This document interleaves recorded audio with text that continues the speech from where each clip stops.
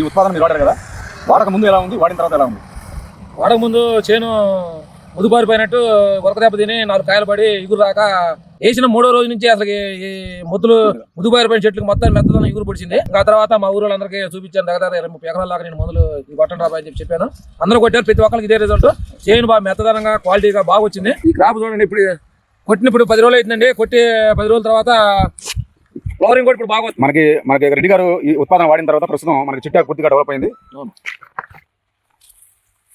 ఈ కొమ్మంతా మీరు మందు కొట్టిన తర్వాత వచ్చింది. ఇదంతా పూర్తిగా పంట ఆరోగ్యకర పరిస్థితిలో ఉంది.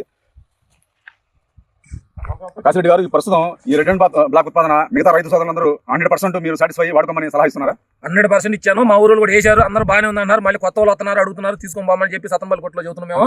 నేను కూడా మళ్ళీ వేరే సార్ 4 ఎకరాలు దాన్ని కూడా ముందు వేసాను. మా బ్రదర్ కూడా వేసిండు. అంతా ఇదే సేమ్ పొజిషన్ బాగా వచ్చింది. మెత్తదనం కానీ పురుగు కానీ ఏం లేదు, బాగుంది. మెత్తదనం కూడా బాగుంది.